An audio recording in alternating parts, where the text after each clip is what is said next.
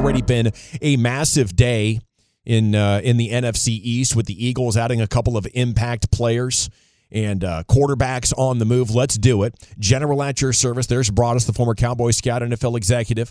There's Lucius Alexander, the Pimp Cup. Wolchuk and Chia follower here, and Eric Chia and Carter Freeman is coordinating your video. 105thefan.com, Twitch, and YouTube. Chris Jones has stayed with the Chiefs 5 years and 160. That's $32 million from him. That's not a breaking news story, but it's pretty cool. Kirk Cousins, 4 and 180 with the Atlanta Falcons. Does that make you feel differently about the Dak Prescott negotiation that's coming up? I mean, he's going to get about $15 million less than what Dak Prescott is going to get. I think this is point Dak doubters, and Dak homers. You got to prove to me why your guy is 30% better than Kirk Cousins. And I don't think it's there. I think these teams like Atlanta and Tampa are now doing it right. I'd rather have Cousins at that money, Mayfield at his money, than Dak Prescott at somewhere 57, 58, 60 million bucks. I think Dak's probably still going to end up getting what he wants in this. It seems like that's how negotiations go, and he's got a cutthroat agent in Todd France who's very, very good at this. But I hear you. I mean, when you look at kind of the success, the production that Kirk Cousins and Dak have had, it's very, very similar. Yeah, I think the only thing you could look at right now, obviously age, and then you have Kirk Cousins off an Achilles injury. So sure, but the Cowboys paid Dak after the ankle injury, right? So they don't seem like they care. No, I 100% agree, but when you're trying to figure out why should Dak be getting more than Kirk Cousins, I think that's where you would point to, hey, he's older, Kirk Cousins is older, and he's also coming off a pretty catastrophic injury as well. So those would be some of the things, but I'm with you guys. I'd much rather pay less for, ultimately, it's the same thing. Mm-hmm. I understand that regular season Dak and his numbers blow Baker Mayfield's out of the water. Yeah. Baker Mayfield's best QBR year is less than Dak's worst. So I understand that. But ultimately, to the playoffs, and that's really what this comes down to now. We're past, I cannot stand hearing the MVP seasons Dak just had. MVP season Dak just had. Who cares? And he didn't even win it. Like, it was a down year for the MVP. We're wondering, is a running back going to get it, or is a non-quarterback going to get it? Because we don't even know. And in a down MVP year, your guy couldn't even get it. And in playoff moments throughout the regular season, Niners, Bills, doesn't show up, doesn't even give you a chance. And then you get to the playoffs at home, doesn't give you a chance. So, yes, I am as out on Dak as you could really be, but I would take Baker Mayfield right now for $30 million over Dak for that. And I will say this, I wouldn't want to do the Baker deal either, because ultimately your ceiling is with Baker, basically what Dak's is. Yeah. So it's not like anything's really changing. Ultimately, you don't do either one of those things, and you go find a super cheap quarterback in the draft, and you hope he's a stud. That's the way you actually do it. Unless you just want to, like Tampa's telling you right now, for Tampa fans, hey, we are very happy being in the worst division in football. We feel like we can host a playoff game with Baker Mayfield probably 2 out of the next 3 years, and we know that is as good as it's going to get for us, and that's fine. But at least they're only paying $30 million for that, and not whatever Dak's gonna get. Double. Brian? Yeah, I mean, the determination you have to make is, like you guys have talked about, can you actually get to and win a Super Bowl with Dak Prescott or with, Baker Mayfield or Kirk Cousins? The answer is no. See, so if what gives you the best chance to maybe get to the Super Bowl then? What gives Not having any one of those quarterbacks. Okay, I have to have one of these quarterbacks though. Who do I need the money? Who can I take? Who I could take their money and help my team? Who gives you the best chance then? You know what I'm saying? Well, Dak, if you could take all that money and help your team. That's what I'm saying. Yeah. If somehow you can get Dak to agree to what Kirk Cousins and those guys and Baker Mayfield are doing, then there's your chance to at least get to a Super Bowl. Well, with these other quarterbacks, you're not. At least extend Dak so well that you free up that to happen 1 year. That's there's a way you could get Dak all of his money, but then backload it to the point where you're like, this is going to be our year where we have all of his money to spend on other players, or a big chunk of his money to spend on other players. If you could somehow get Dak to take the same money these guys are taking, you'd feel great. Absolutely. Because he's better than them. Because Dallas will be able to find players. Yeah. Atlanta can't find players. Tampa maybe. They get lucky every once in a while down there with Jason Light. Here's the problem, though, when Jerry Jones owns your team. He's saying, well, yeah, Kirk Cousins makes 45 and Dak 60, and that costs me more against the cap, but I more than make up for that $15 million in revenue because of what Dak Prescott is for our marketing. And I think whenever you're trying to balance winning the Super Bowl and making money, you're a pretender, not a real contender. Wolchuk hit you with the news. Gardner Minshew has gone to the Raiders. So congratulations to him. Grover Stewart, a player that we talked about a couple of weeks back, a big defensive tackle. He is staying on with the Colts. That story just 20 minutes old from our buddy Shereen Williams. So nice job of breaking that story. Geno Stone and the Bengals agree on a 2-year deal. Mm-hmm. Kirk Cousins and Mike Zimmer are going to reunite in 2024 now on opposite sides of the field. The safety Xavier McKinney went a 4-year deal with the Green Bay Packers. So that's just a little bit of a taste. Do you guys see anything that's absolutely new? Leonard Floyd is signing with the 49ers, so they get themselves another pass rusher. Oh, okay.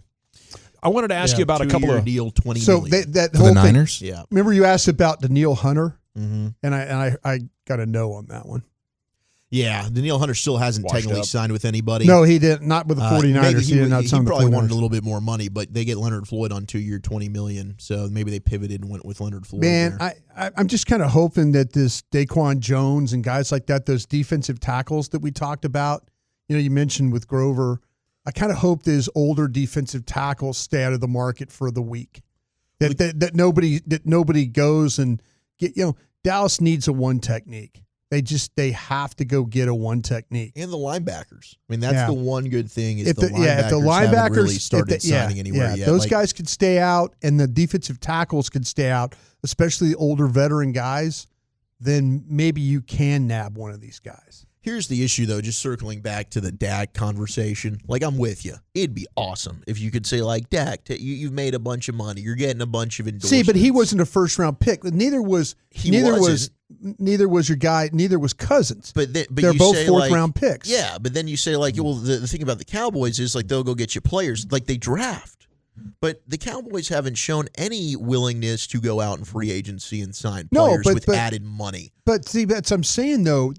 If Dak were to me, I know it's going to sound weird, but I'm going to take my chances if you give me a quarterback that will take less, and I can go and draft and maybe grab one or two guys. I'd love that. That would be nice. I agree. I'm not counting on it, but if he makes less money, okay, then maybe a draft and I could sign my guys, and there's not a problem with that. Yeah, but we know he's not going to do that for you. So I no, that's what I was hoping. And to me, I'd love it. I'd absolutely love it if he would. But you're right. Todd France ain't going to allow it. He's not. Todd France is going to get him back. He's going to sign a shorter term deal. Dallas is going to want to try and stretch this thing, and Todd France is not going to let him do it. Which means ultimately, we know you're not going to win a Super Bowl. So why do that? If you're the Dallas Cowboys and you realize that Dak Prescott as currently constructed and my roster as currently constructed, which I cannot upgrade. There's no reason. You know why? Because none of those guys over there are going to lose their jobs. None of those guys are going to lose their jobs. They're all very, very comfortable. We've talked about that a bunch. So the one team that shouldn't pay a quarterback $50 million be the Cowboys. Is the Dallas Cowboys. Right. Because they could keep searching for a quarterback. Yeah. But they won't do that. But they know how to build a team. With the roster they have. They do. They know how to build a regular season successful team. Yes, exactly. With their formula. The reason why they don't want to turn the keys over to Will McClay or hire an external GM is they've perfected their system for making regular season teams that also optimize their profit. And, the deal is you just get a quarterback that's good enough to make a lot of touchdowns and highlight level plays in the regular season. And they've been doing that now for 17 years. I had a couple of running back questions for you, Chief. Aaron Jones available. At what price tag would you want him to be the Cowboys veteran? I believe he's 29 years old, but he has averaged 5 yards attempt, dominated the Cowboys, loves to play at AT&T Stadium. And then Saquon Barkley to the Eagles. Is that something that as a Cowboys fan should make you nervous? For me, it doesn't. Now, I do think you will probably, assuming health, you should be getting the best version of Saquon Barkley, being that he's never had a good offensive line or quarterback to work with in New York. And now you go to Philadelphia, and I know they're losing Jason Kelce, but they should have one of the better offensive lines in all of football. So, like, you're probably going to get the best version of him, but can he stay healthy, and how much is a running back actually going to impact the game? I don't think it'll be so much so that you should be worried necessarily. I'm always saying, okay, if you're a team and you gave big money, especially to a running back who is now in, what year is he going into? Year 6? This is 6th year. I mean, there's plenty, especially a banged up dude. That's not something that would concern me at all. I chalk that up as a win in terms of wanting to see the Eagles fail. There will be some big time moments. You will have highlight plays. It'll be all fun and games. But by the time you get to the postseason, I don't think he's a guy that is going to be winning you playoff games or anything like that. So that doesn't concern me at all. And he's never hurt the Cowboys. And even when he's played and been healthy, for whatever reason, he has not performed well against Dallas. And I would like Aaron Jones. I think that's a good player. And he is a little bit older for sure. So that's something you have to be worried about. He's a guy that gets banged up, but he was fantastic at the end of the season last year. Unfortunately, he's going, like Diana Rossini's saying, he's got plenty of suitors and the market's there for him, and running backs are being snatched up very quickly, and they are getting more money than most of us anticipated. And I think Aaron Jones will be the same way. I don't even think he's anywhere close to financially in the ballpark for the Cowboys to dance around. Yeah, he just got over 5 for Singletary. Yeah, well, Aaron Jones getting more than that. He's only had 2 seasons where he's played the full campaign. It would have to be in a very part-time role where you're hoping to keep him healthy until December and turn him loose like Green Bay just did, or they got him back at the right time. Right. Because his injury history is very significant. It's interesting that running backs are getting paid. I mean, once Tony Pollard got $8 million, that's all I needed to see, really. It's like, I want nothing to do with this running back market again. The overall cap is going up so much, though. Maybe this is just like 3.5%-4% of the cap. And even though the $8 million is kind of a sticker shock to us, if you look at the percentage compared to the cap, I think it's still probably within reason of what a responsible spend could be at the position. But I think we have never seen a free agent class like this at running back. Yeah. That's why I think people I think people are like, listen, it's worth it for us for $8 million for a season to have a guy. I mean, and there's no tags this year. Yeah, it's really, really a strong deal to be able to play in this market if you can, because of the quality of the player. I think the thing you want to be is like the Super Bowl victory. The trend over the last decade plus is your running back is making no more than like 2% of your salary cap.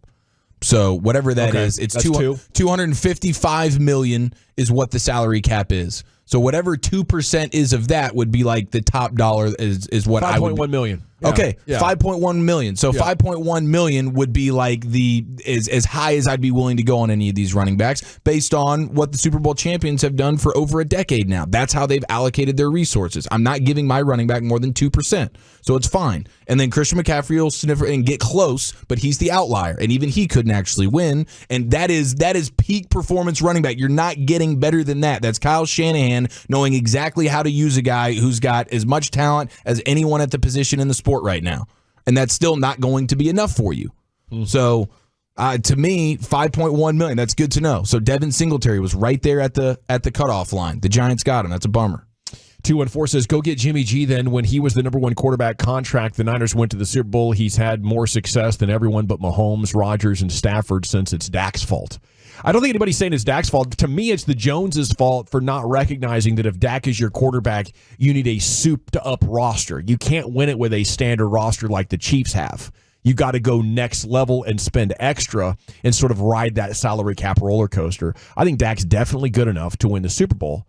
But if it's at the top, and no, there's no way in hell you go get Jimmy Garoppolo. I mean, he had that big contract, but what specifically it is, it's your salary cap hit in those years. And the year that they went to the Super Bowl, his cap hit was much more like 20 or 25 mil than the absolute top of the market. Plus, Jimmy G is hurt guy. There's no way you would do that.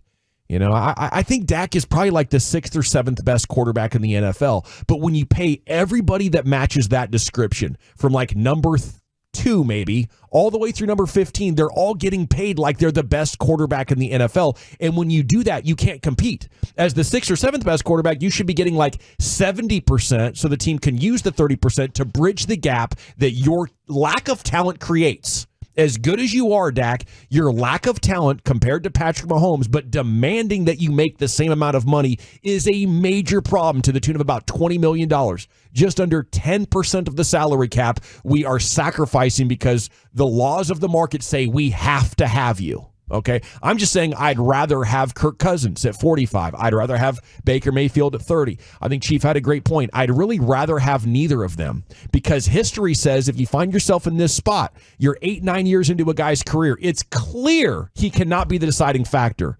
History demands you let him walk and draft another rookie because that's the only other way you've been able to win the Super Bowl for 2 decades, right? Can't even really get to it, but Matt Ryan did. He still collapsed down the stretch because he does not have what it takes to close football games. You just play Trey Lance if you want to. I mean, Brandon Ayuk was just on an Instagram Live. They asked him, hey, Jimmy G or Trey Lance? He said Trey Lance. He played with both guys. I think that would be a great solution. I think that would get you theoretically closer to a Super Bowl than just reloading Dak. And I have nothing against Dak. I'm a huge believer in his talent. The economy of quarterback is broken.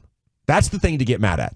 And the Cowboys' inability to recognize what the true dynamics are. The economy is broken, and the Cowboys' way of team building is broken. And now you are on a hamster wheel, and you have 2 sides that will not budge on their thinking. Dak is going to say, I'm not taking less, because why the hell should I? Because my entire career, you have done nothing in terms of free agency and player acquisition outside of drafting and developing to actually show me that you were going to use that money out of re-signing our own players, which clearly has not been good enough to win a Super Bowl. And the Cowboys are so damn scared of being in quarterback purgatory that they're like, you know what? We got a guy that is a winner, that is good in the regular season, that will put us in the playoffs, but is not good to drag away our team that has holes in it because that's our own damn fault because we're not building a complete team because we sit out of free agency and we screw up the salary cap every year and we'll lose in the playoffs.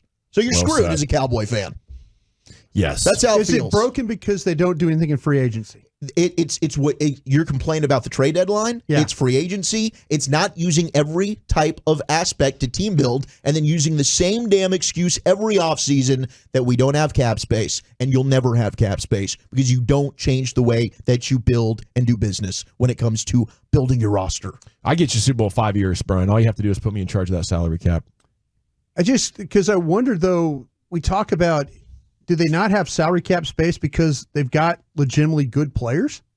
They've got some of the best. I mean, to an extent, that's a problem, right? Look at the Pro Bowl. Look at the top 100 list. Look at anything that they measure the players. It seems like every year the Cowboys have 7 or 8. They draft really well, then they have to re-sign their own. So yeah, that's an aspect of it. Sure. I think the biggest problem with the Cowboys is all these contracts came up at the same time. I think that's a good point. That's what's got them effed right now. And you've paid the wrong guys too.